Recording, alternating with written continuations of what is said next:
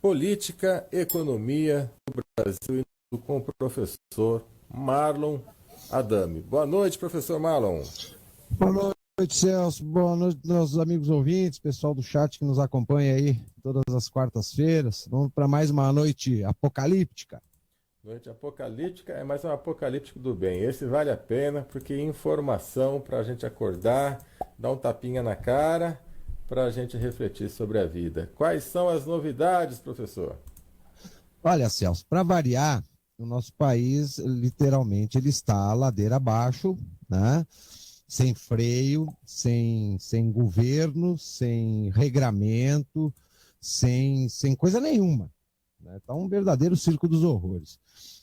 Eu até comentei em off um pouquinho contigo, antes da gente entrar no ar, mas agora para os nossos ouvintes imaginarem o clima da capital federal em plena quarta-feira, entrando em final de ano.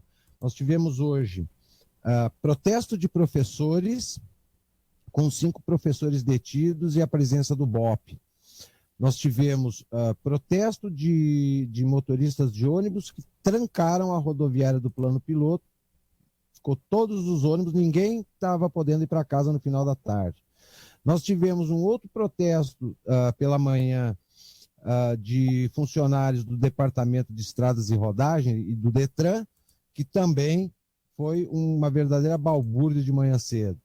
E culminando com um movimento chamado, diga-se de passagem, né, dos alunos, os universitários da UNE, mais MST e Sem Teto, se confrontando com aquela meia dúzia de manifestantes pró-impeachment que estão acampados na esplanada dos ministérios de frente ao Congresso, né? Então, esse é o clima da capital federal, né? Desordem total, tanto o governo federal quanto o governo do Distrito Federal, eles alegam que ambos os governos estão quebrados, né? Eles não têm dinheiro, eles prometeram aumentos foram votados, foram aprovados, mas não tem dinheiro para pagar, né? Então, a nossa economia, ela está estagnada, andando em marcha ré cada vez mais. Nós temos aí comprovadas já as pedaladas e continuamos pedalando 2015, que nós vamos ter mais um déficit de mais ou menos em torno de 70 bilhões, somados aos outros 50, nós vamos ultrapassar a marca dos 100 bilhões de déficit em 2 anos, né? E as nossas empresas continuam fechando, as multinacionais indo embora, o comércio fechando as portas, o desemprego aumentando de forma extremamente galopante, que hoje não adianta mais o cara ter curso de graduação, mestrado, doutorado, livre editado, uma parede forrada de diploma, porque não tem emprego, não tem trabalho.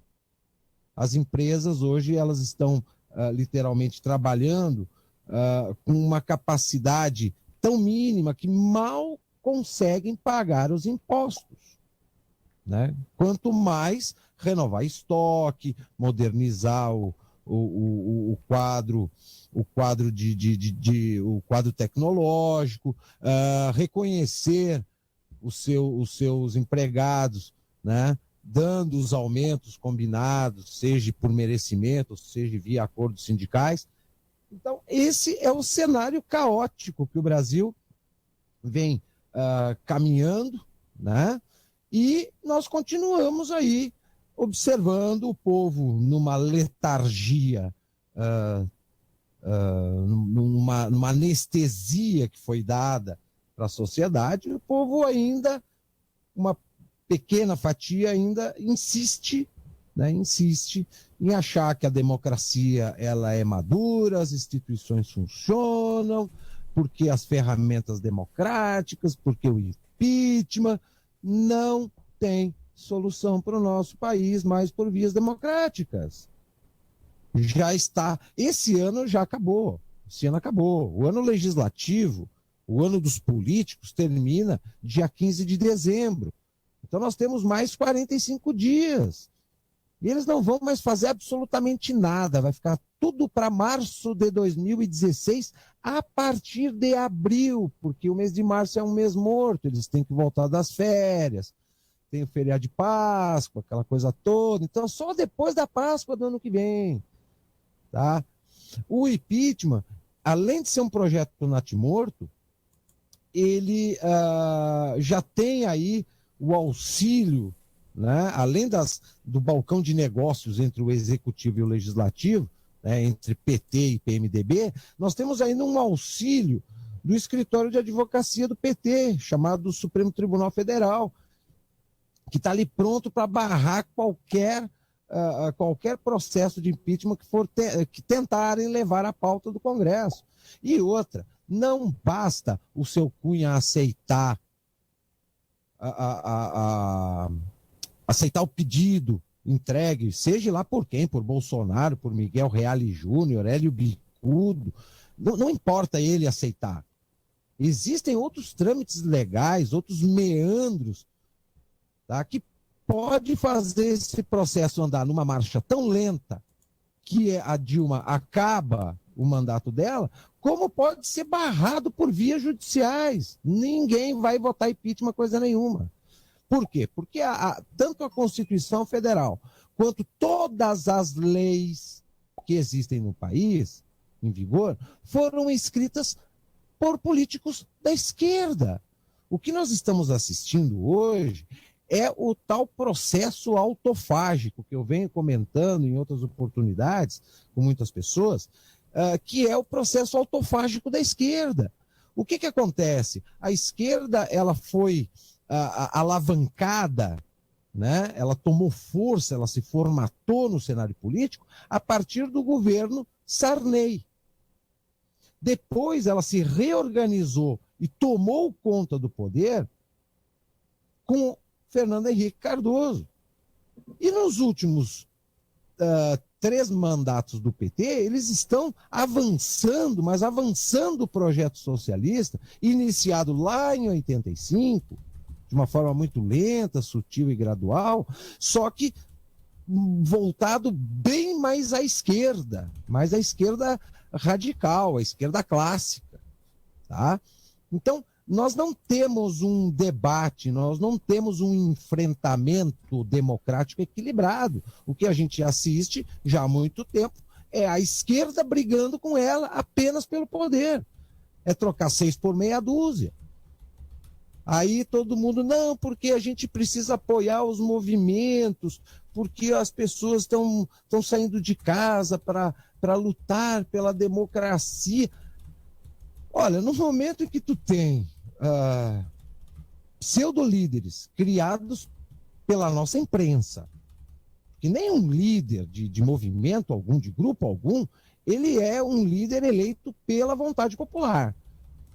Ele só virou líder porque ele apareceu numa capa de site, numa capa de jornal, numa matéria da Veja, da Isto É, porque senão o povo jamais imaginaria quem são essas figuras, tá?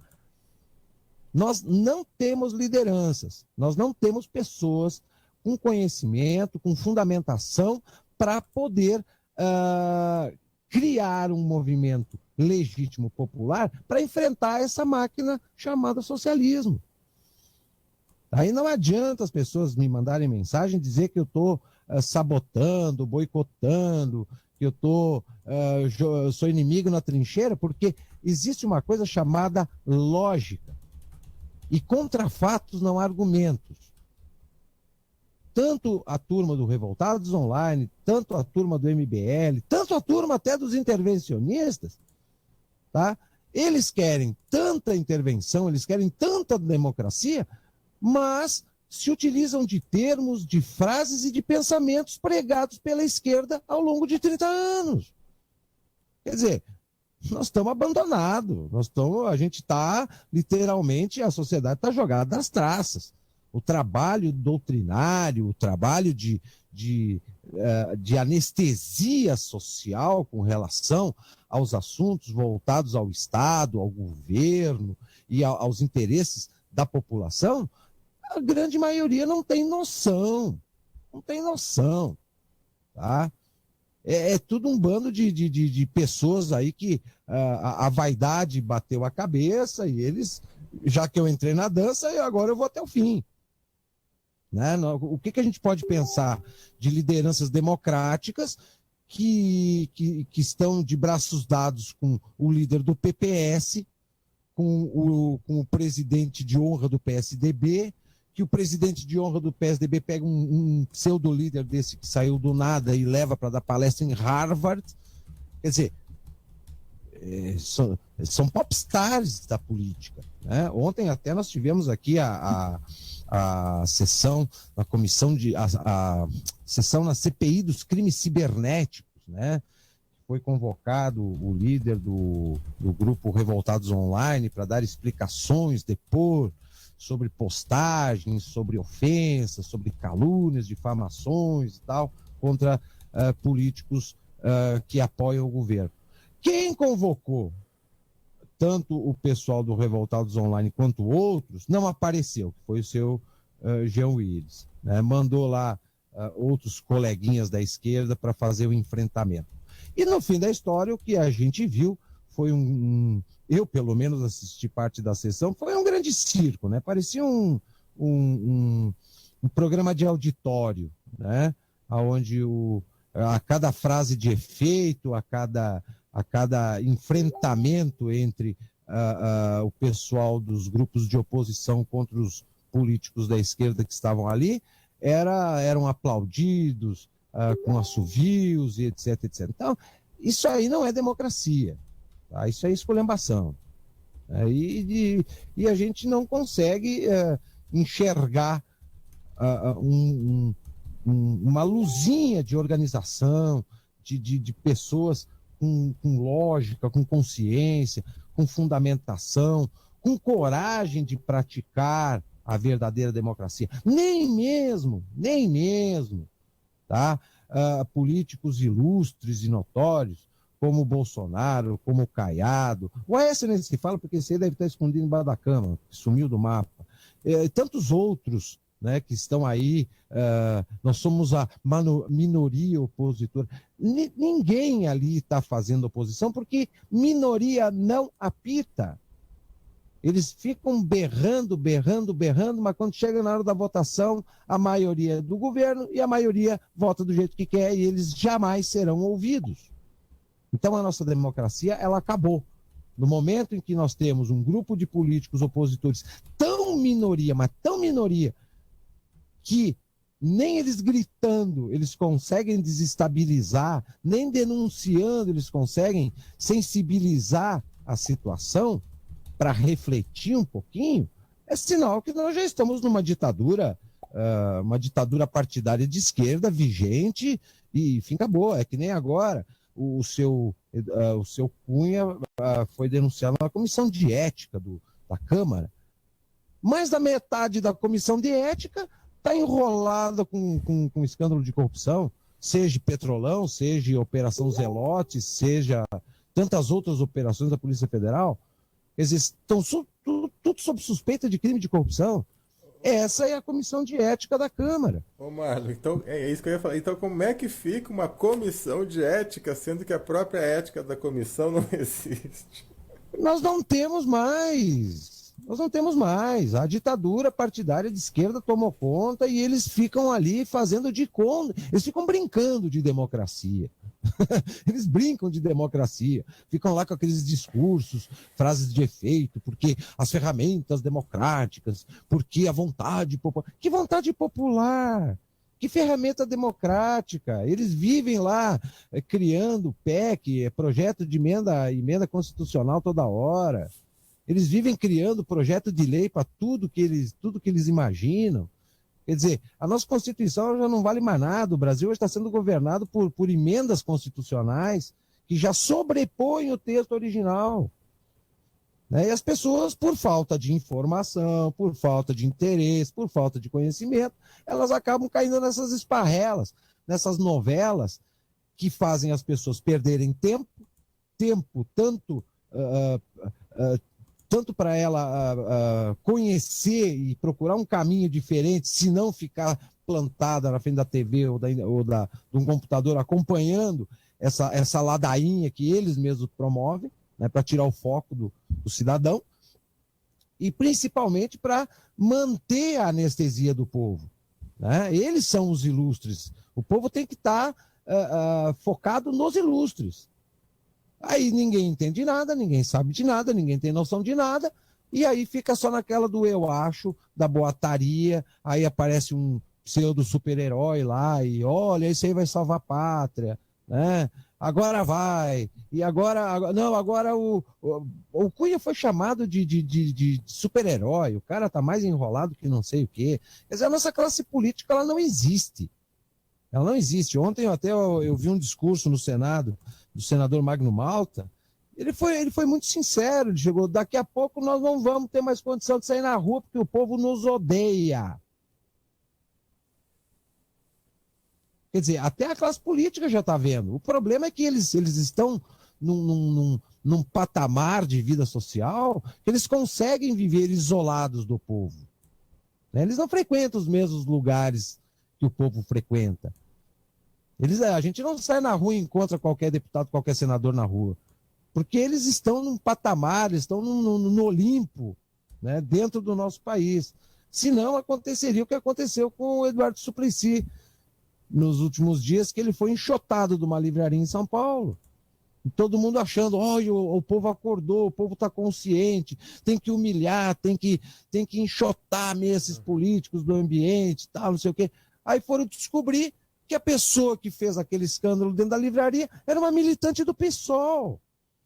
Quer dizer, nós continuamos com a esquerda monopolizando tudo. Manifestação de rua, enfrentamento com político, gritaria, tudo é monopólio da esquerda. Cadê o cidadão comum? Cadê o trabalhador pagador de impostos? Cadê o conservador, o cristão, o liberal, o indignado? Não aparece. Só tem a esquerda monopolizando tudo, todos os cenários possíveis e imagináveis. Né? Tivemos aí no último final de semana o outro circo dos horrores chamado Enem, que mais serviu para comprovar, foi uma comprovação explícita do processo doutrinário de gerações de pessoas no Brasil, tá? Para formatá-los, emburrecê-los, pautados no modelo de ensino marxista e na mentalidade marxista que é aplicada no Brasil. Tá? A prova não foi um teste de conhecimento, foi um teste de esquerdismo para os alunos. Se alguém tinha alguma dúvida, nesse último Enem ficou comprovado que não se testa conhecimento. Em primeiro lugar, a prova ela é tão pega-ratão que ela serve mais para eliminar candidato. Tá? Em segundo lugar, o conteúdo dela foi um teste para ver qual é o grau de doutrinação dos alunos. Escancaradamente falando.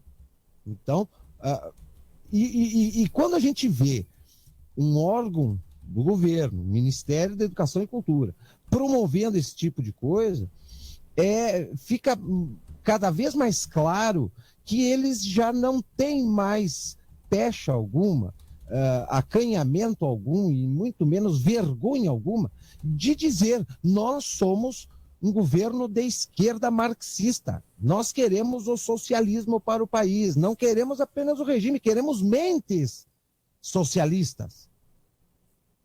Né? Então a coisa está, ele já está quase chegando no limite que eles esperam há décadas que chegue. Mas já que eu entrei nessa questão do Enem, eu até gostaria de resgatar aqui, Celso, aquele artigo que tu me mandaste sobre a educação, sobre o ensino na Finlândia. Na Finlândia, isso mesmo. Eu achei extremamente interessante, tá? Ferramentas tecnológicas, métodos extremamente avançados, tudo assim parece um conto de fadas dentro da educação finlandesa, que não é só na Finlândia que ocorre isso, tá, Celso? Países como a Alemanha, Suíça, Suécia, Noruega, Dinamarca, Bélgica, todos eles têm mais ou menos, já se utilizam desse modelo que esse artigo que tu me mandou comenta. A questão é uma só. Quem são os finlandeses? Que grau de organização social, de cultura, de tradição esse povo tem, que eles hoje, no século XXI, eles conseguem promover um modelo de ensino altamente avançado e altamente liberal, diga-se de passagem, né? E formam, já formaram e continuam formando gerações de pessoas extremamente capacitadas, responsáveis. Então, o brasileiro, ele se apega muito nessa questão de, não, lá é assim, então nós vamos tentar aplicar aqui.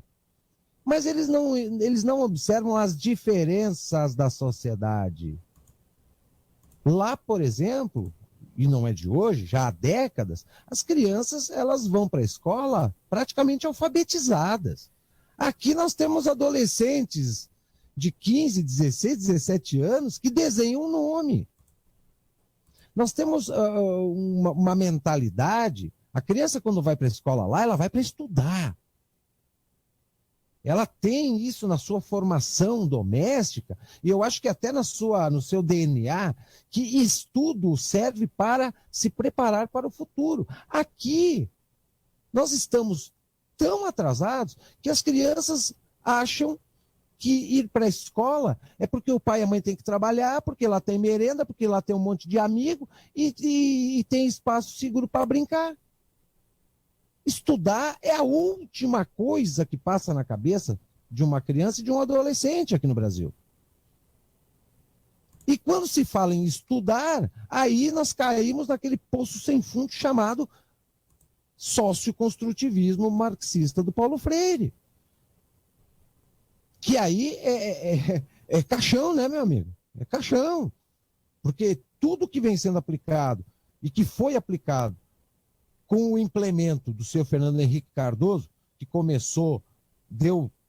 abriu a porteira para implementar esse socioconstrutivismo marxista do Paulo Freire Brasil afora, tá?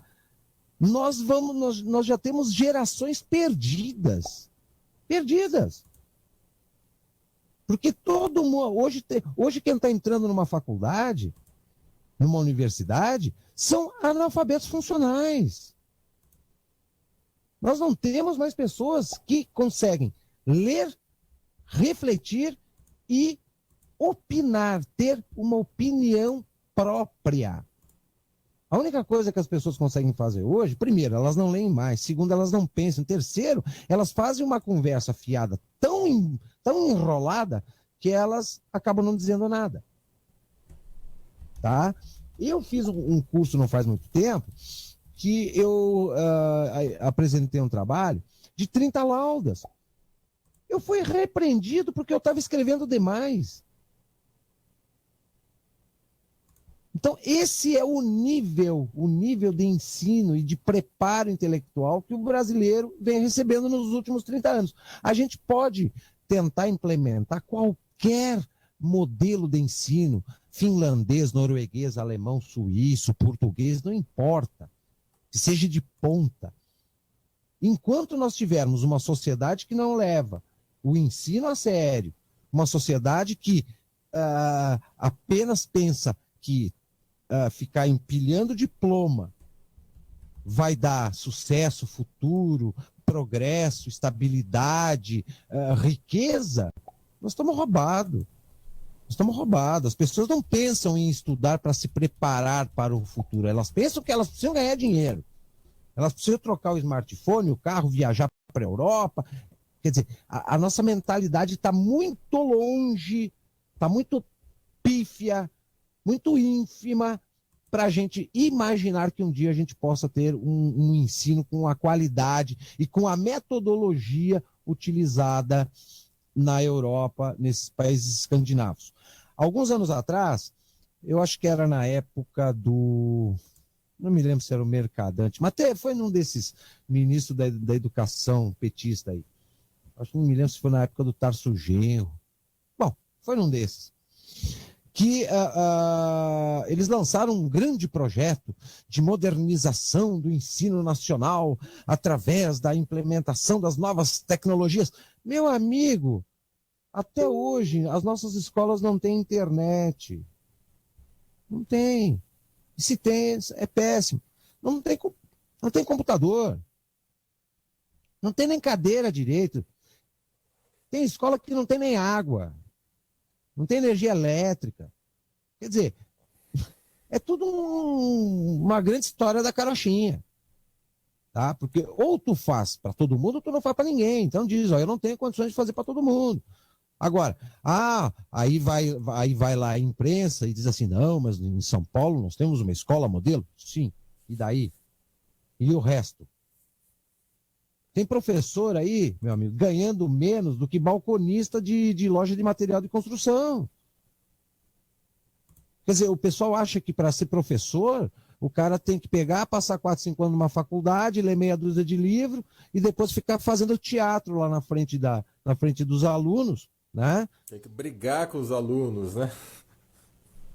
Sim. Não, agora, hoje, inclusive, eu li uma matéria que o Mercadante ele está fazendo uma reformulação nos cursos de licenciatura e pedagogia.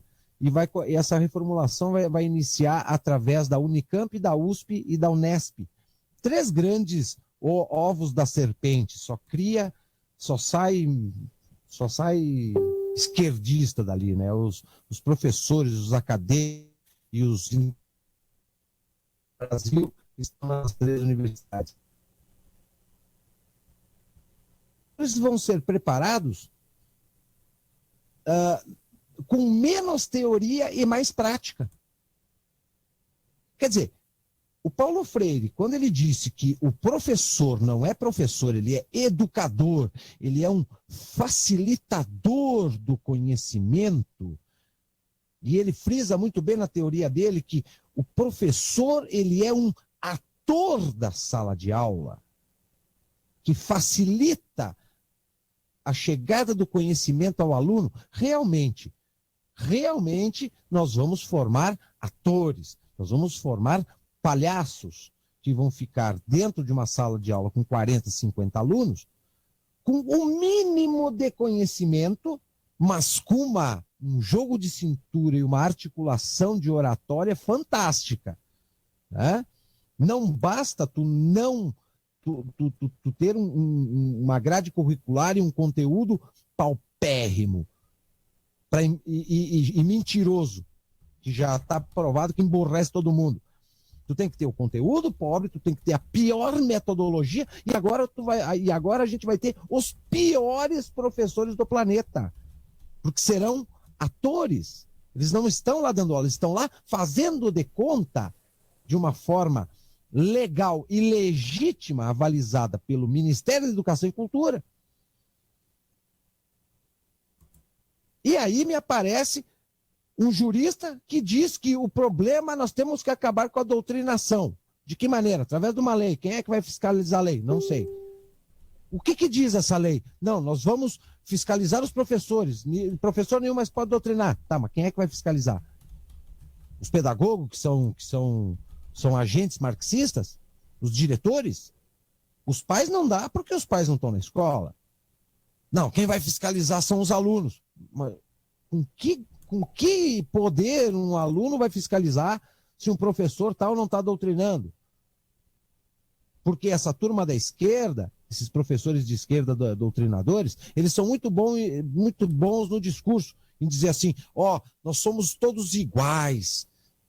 O professor não sabe tudo, nós estamos aqui para construir o conhecimento. Mas eles mantêm a hierarquia. O professor está acima do aluno sempre. Sempre. Então isso aí é ponto pacífico. Bom, mas se também não dá para o aluno fazer essa fiscalização, nós vamos distribuir cartazes com os 6 deveres básicos de um professor em sala de aula para todas as escolas brasileiras. Algum professor marxista, doutrinador, formado nos últimos 30 anos, sabe o que ele vai fazer com esses cartazinhos? Aviãozinho para jogar dentro da sala de aula junto com os alunos. Quer dizer, o constitucionalismo álibi, aquela proposta de que tu faz lei e porque tem uma lei o problema está resolvido, ele se mantém. Infelizmente, não é através dessas ferramentas, seja elas legais, através de projetos de lei federal. Isso aí não funciona mais. Eles instalaram, eles estão confortavelmente instalados e fazendo o que bem entendem há 30 anos. E hoje a gente está vendo que a coisa está explícita, escancarada. Eles não estão mais escondendo de ninguém. E a prova disso é o Enem. É o Enem. O Enem fez esse favor para, literalmente, dar um chacoalhão, né, na sociedade, mas eu acho que não vai sair do boato, né, do boato e do alarmismo do final de semana. A semana que vem já ninguém mais lembra dos absurdos do Enem. O brasileiro ele é muito descartável, né? Acontece o problema, passou uma semana, 10 dias, ele já não lembra mais. Né? E também porque é uma estratégia da própria esquerda criar cada vez mais escândalos, criar cada vez mais fatos para substituir os anteriores e assim utilizar aquela máxima que há muito se fala que o brasileiro tem memória fraca. Não é que ele tenha memória fraca, é porque é tanta coisa jogada no colo, na cabeça e na cara do brasileiro que ele não dá conta de acompanhar. Ele não dá conta de se aprofundar no assunto, conhecer o assunto, se aprofundar, criar uma opinião e se postar diante do problema. Ele está sempre renovando os problemas e ele nunca chega a lugar nenhum, porque é uma estratégia revolucionária da esquerda fazer isso. Né? E nós estamos enredados nesta grande teia. Né? O que mais que nós temos aqui?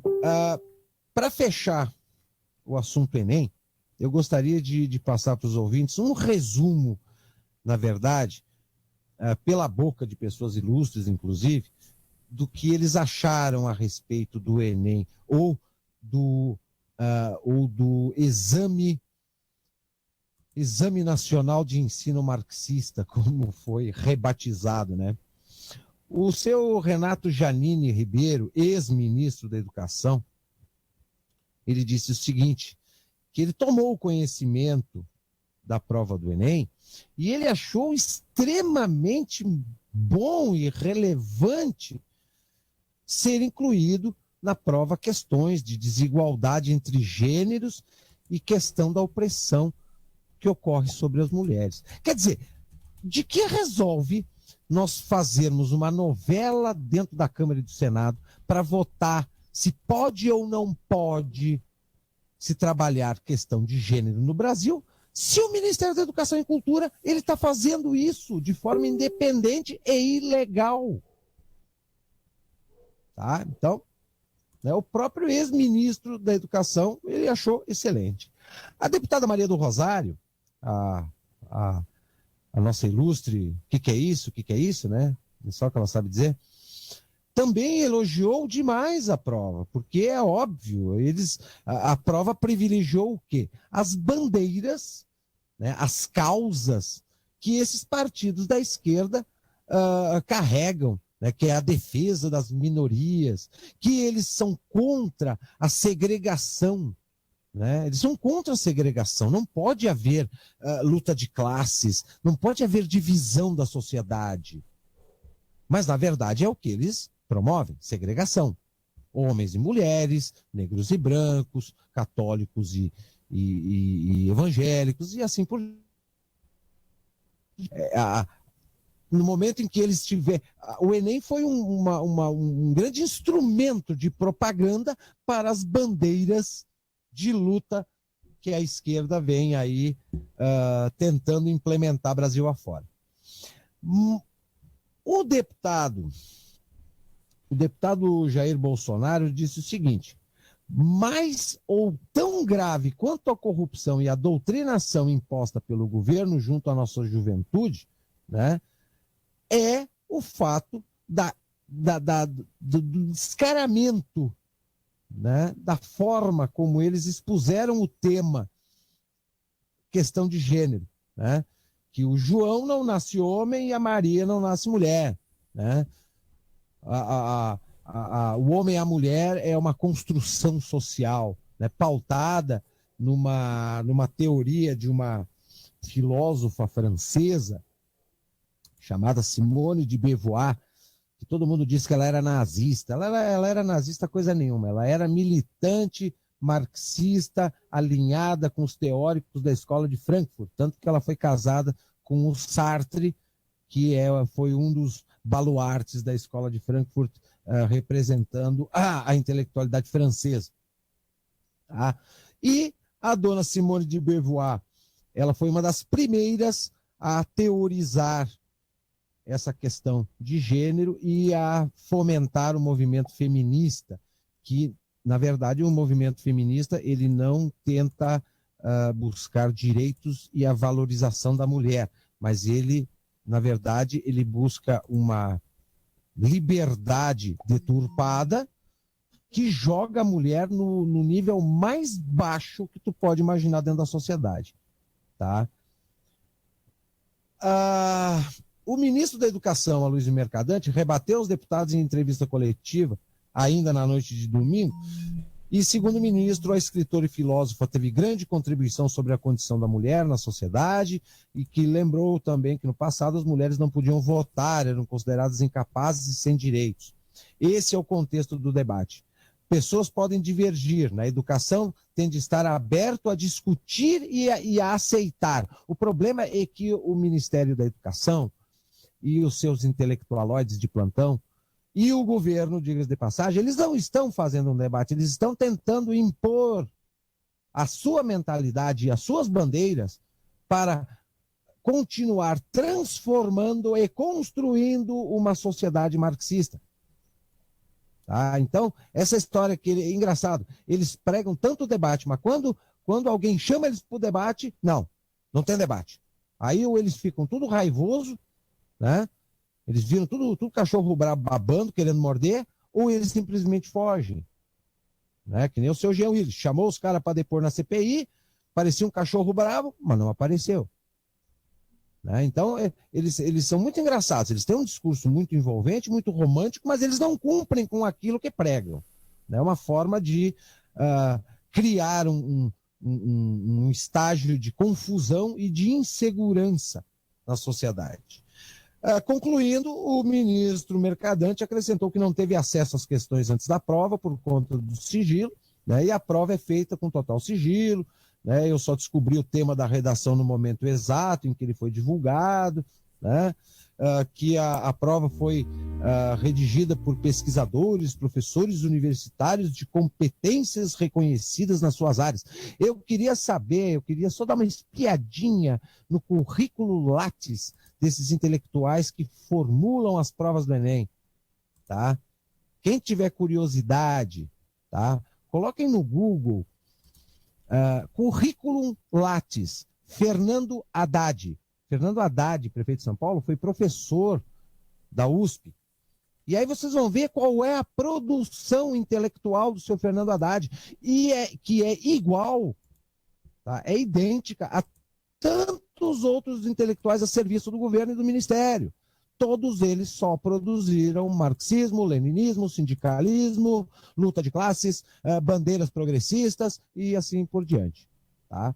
Então, eles falam, professores universitários reconhecidos, mas eles não dão os nomes, né? Porque hoje é possível investigar e saber qual é a linha de pensamento e qual é o grau da intelectualidade desses dito cujos aí, né?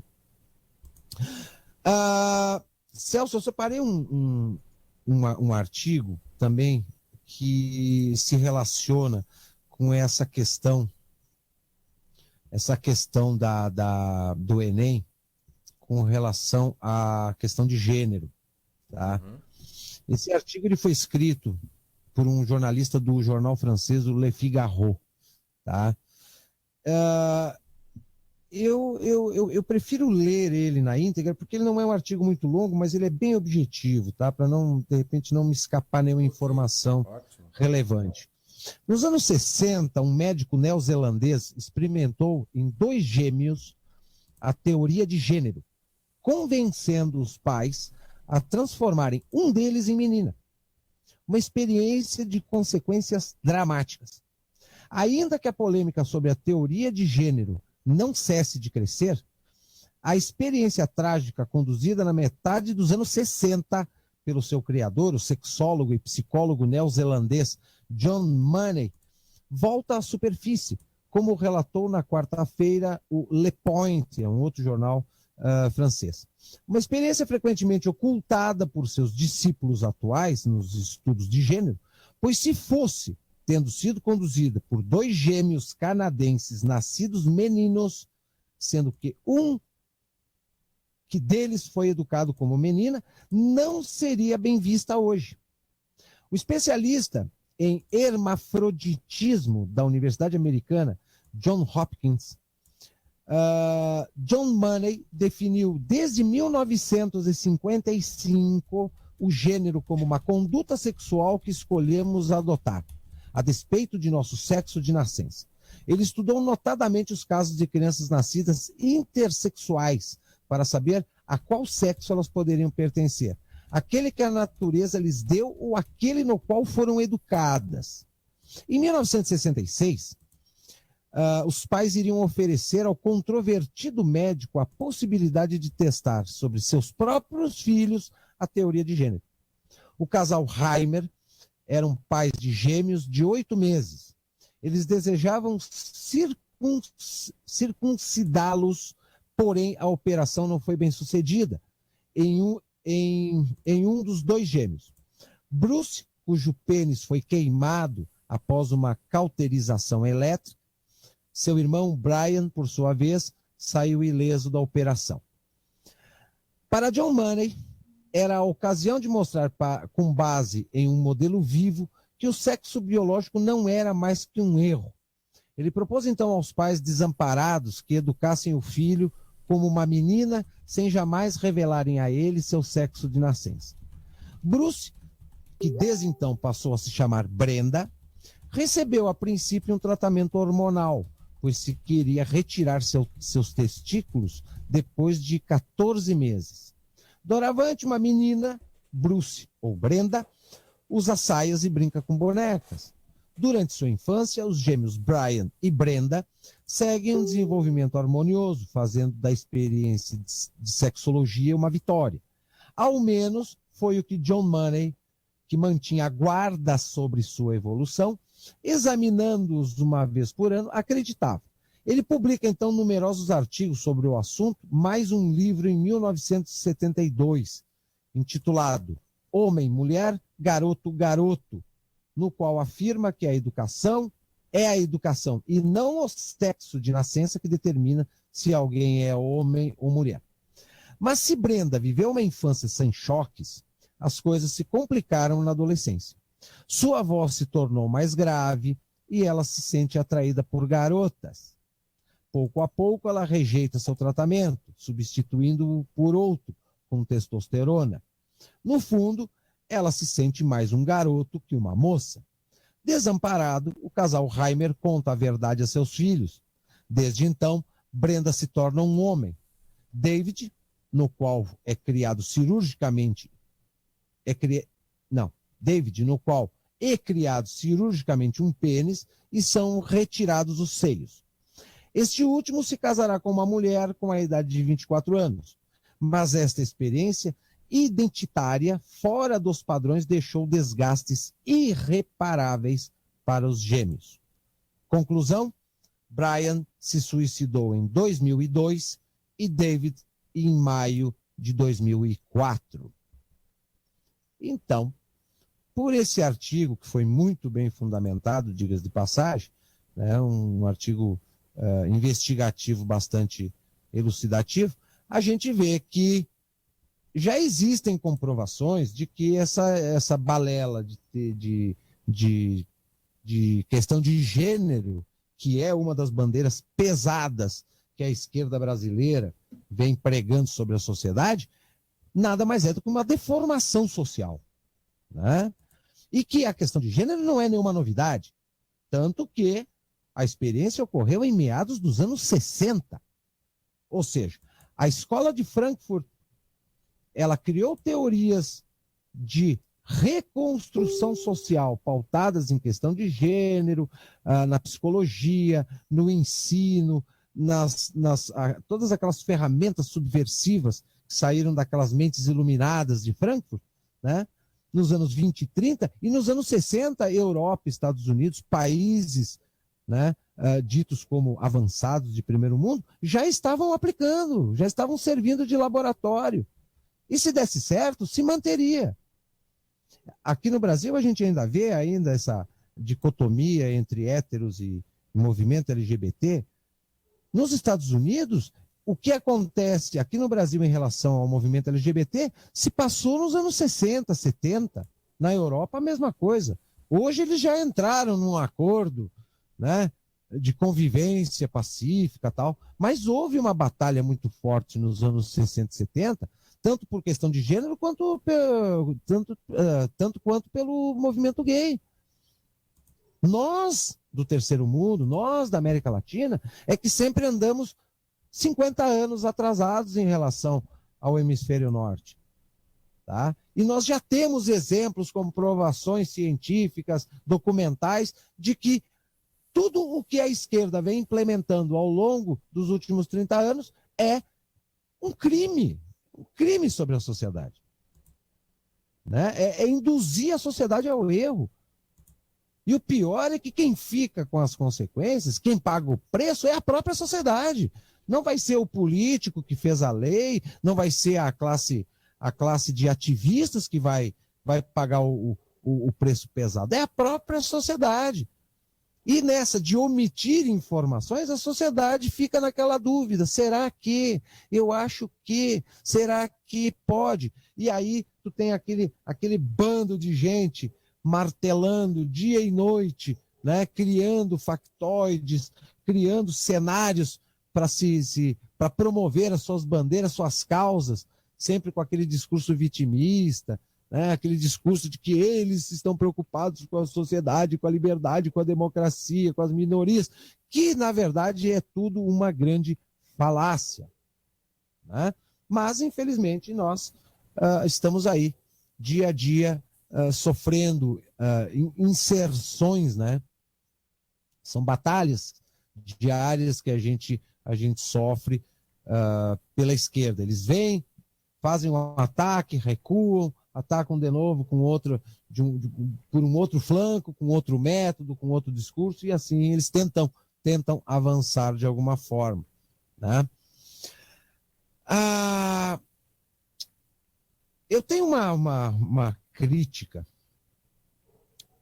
tanto com o pessoal da intervenção, quanto com o pessoal que defende o impeachment, e inclusive para o cidadão comum que tenta de alguma forma opinar a respeito da situação política nacional, que é aquela máxima que todo mundo não quer mais PT, não quer Dilma, não quer Lula, mas também não querem regime militar, ditadura, não querem censura, não querem mais ser perseguidos, né? Quer dizer, ninguém mais quer o socialismo, mas também não sabem, também não querem, né, conhecer a verdade, né, e ficar cientes, né, que existe outra ferramenta legal para combater o socialismo de uma forma muito mais eficiente do que essa democracia que não existe mais.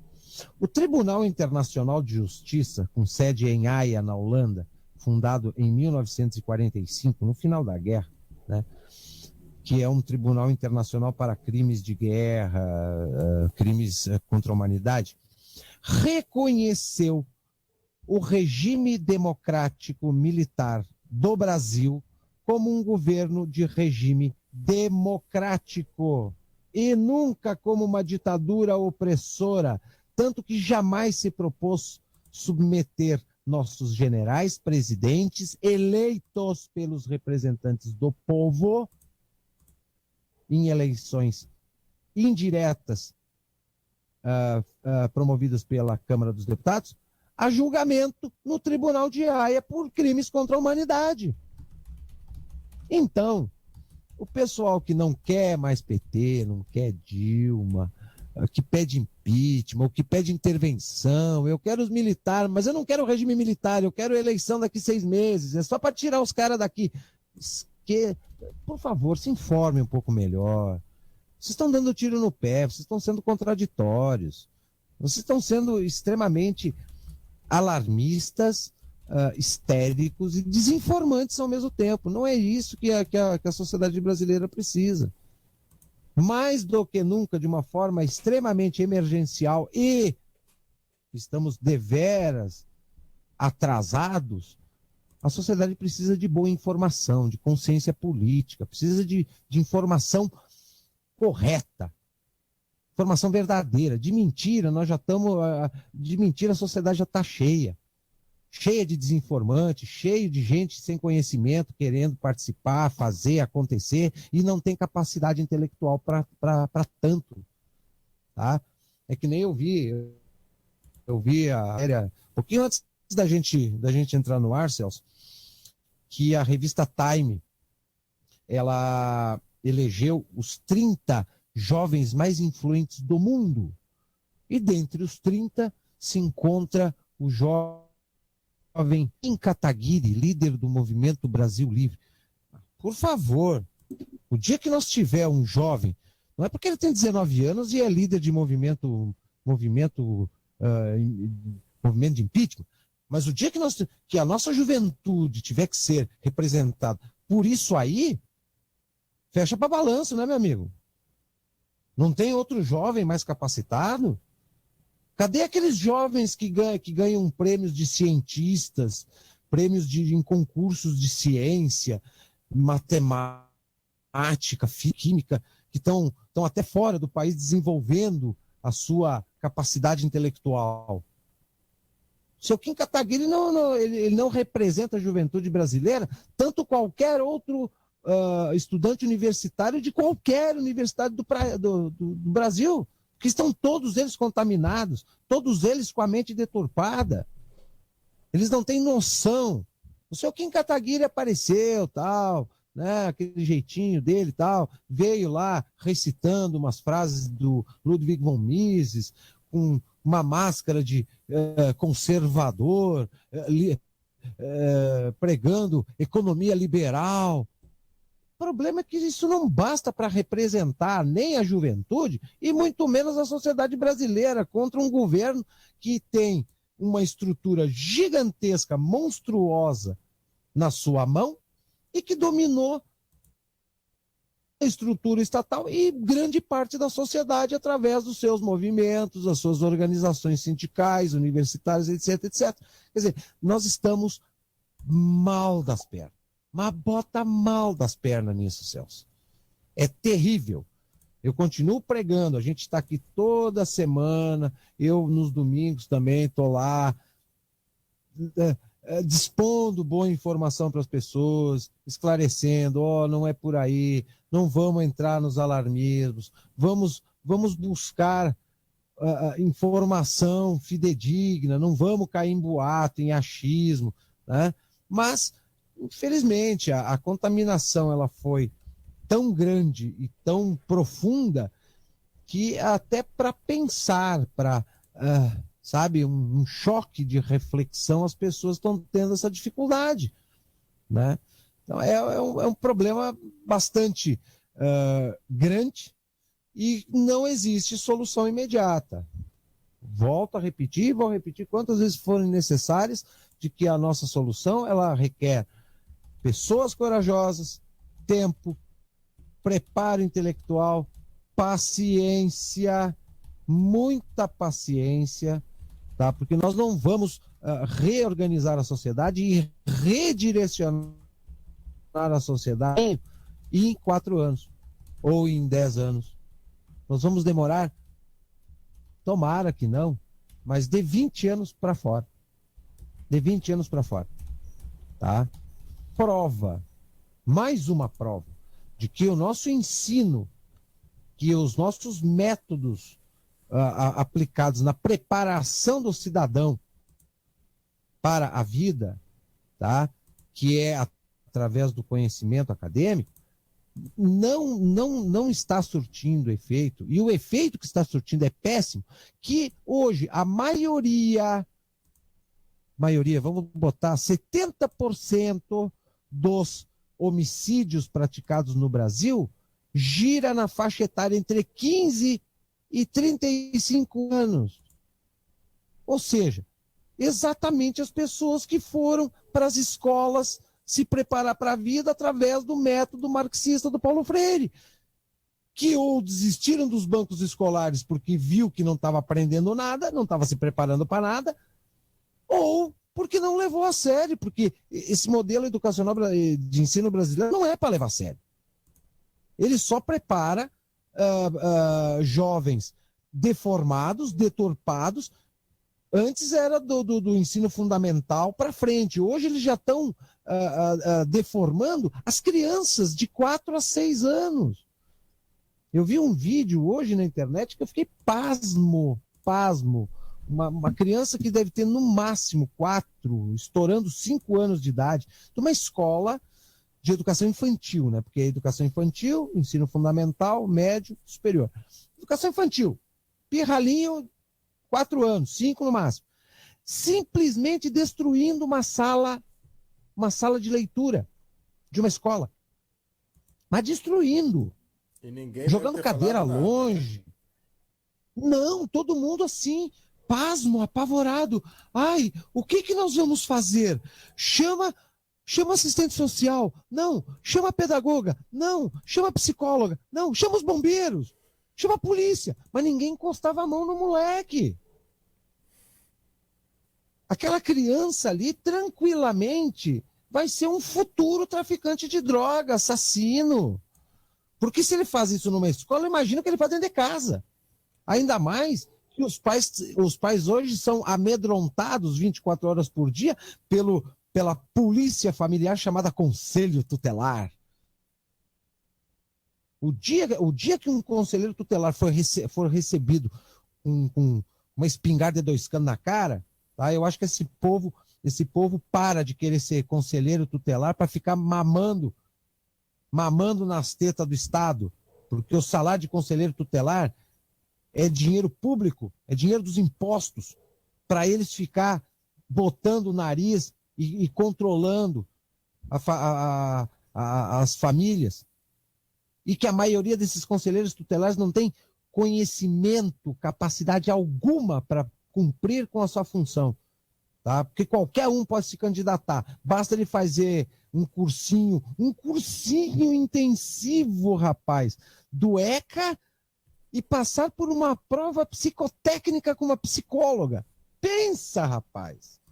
O cara escrevendo o nome, passando no psicotécnico e decorando o ECA, ele pode ser conselheiro tutelar. Esses dias eu vi lá numa cidade do sul de Minas Gerais, o conselheiro tutelar, ele chega uma Bíblia para catequizar as pessoas.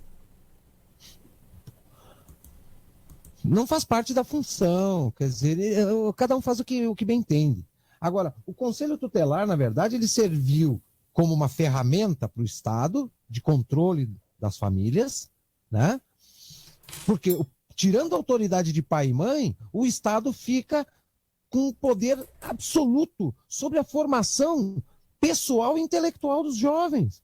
E está aí a nossa juventude, entrando cada vez no tráfico de droga, virando essa juventude, entre aspas, transviada, que não pode tomar uma dose de uísque que já entra para dentro do litro e sai se matando com o carro pela madrugada, ou que entra por crime organizado. É isso aí.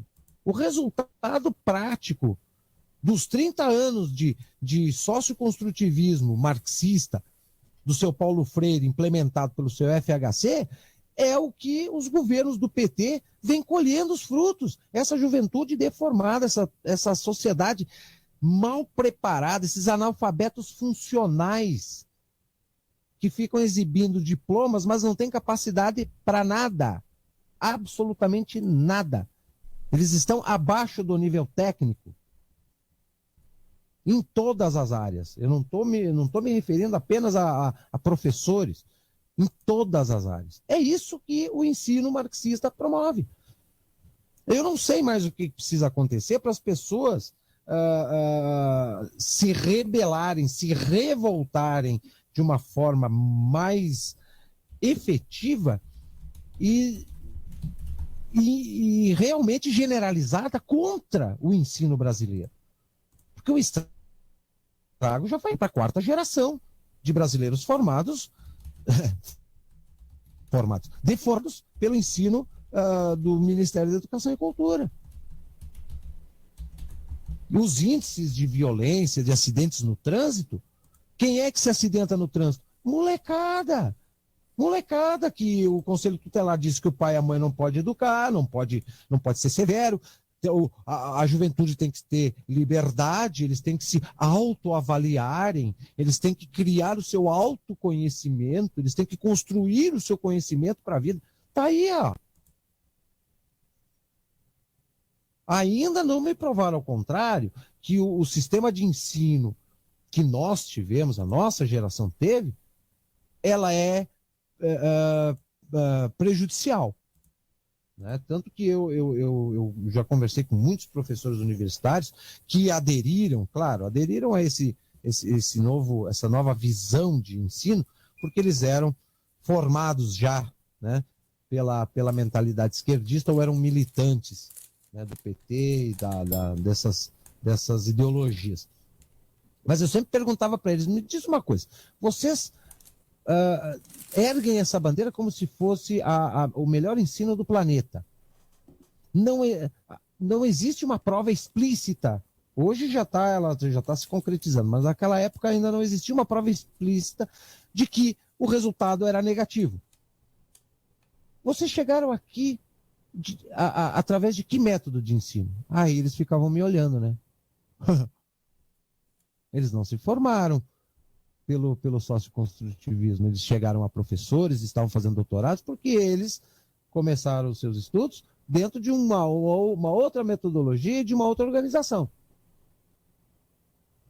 E aí eu chegava para eles e dizia o seguinte, olha, pregar um modelo de ensino desses, com resultado negativo que vem vem se formatando e mais cedo ou mais tarde vai aparecer, como já apareceu, a gente já pode observar.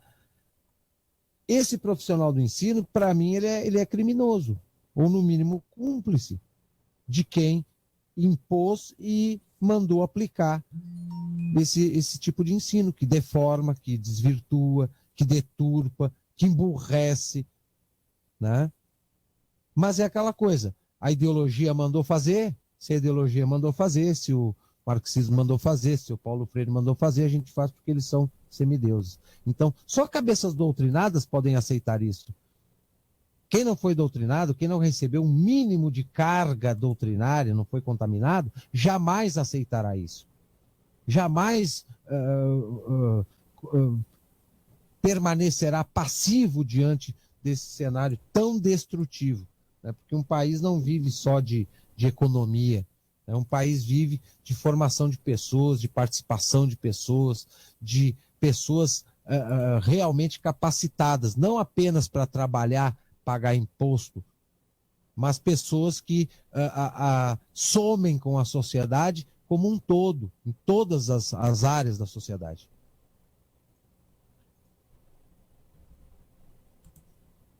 Opa, extrapolamos no tempo hoje, meu amigo Celso.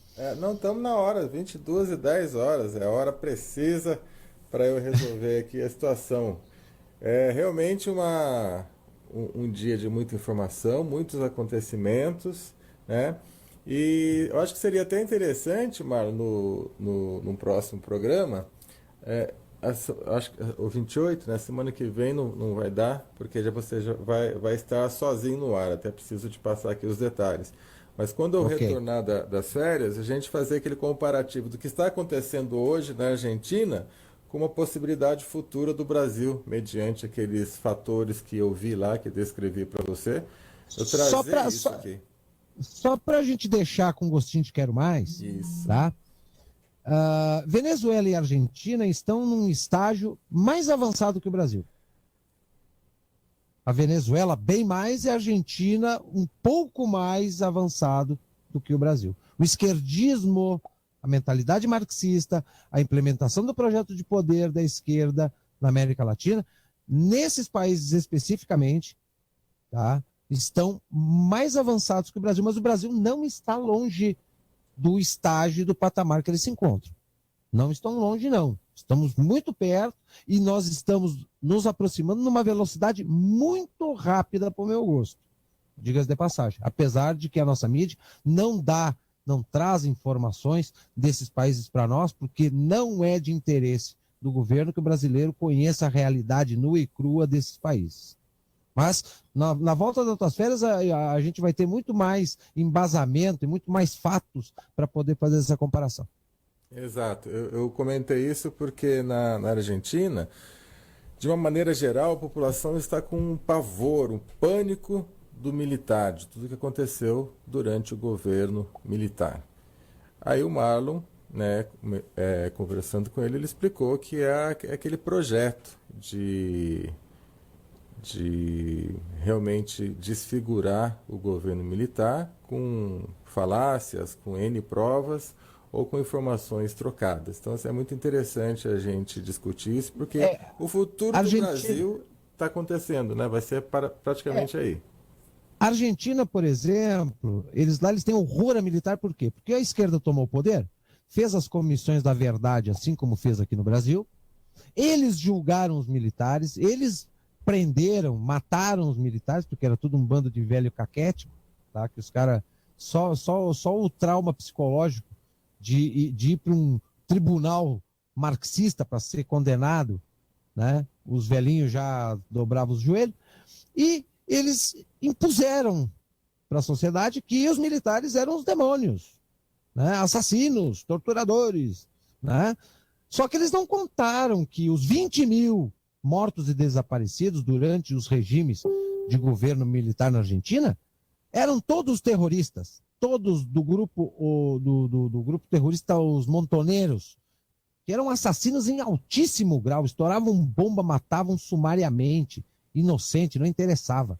Isso eles não contam. Quer dizer, eles convencem as pessoas com um discurso muito romântico, pautado num julgamento e numa história escrita por eles. É o revisionismo histórico, aquele que aqui no Brasil o PT, apesar de duas comissões, na verdade, né, uma do senhor Fernando Henrique e uma do governo Lula e um do governo Dilma, duas comissões, na verdade, não conseguiu demonizar as nossas Forças Armadas como eles conseguiram fazer na Argentina. É muito interessante a gente trazer esses dados, que é para os nossos amigos brasileiros ficarem já espertos com isso também. Mas, joia, mais uma noite de muita informação. Vou correr lá. Obrigado, Mário, por mais uma vez. E abração, Celso. Até a semana que vem. Abraço. Um abraço a todos. Até. Até lá.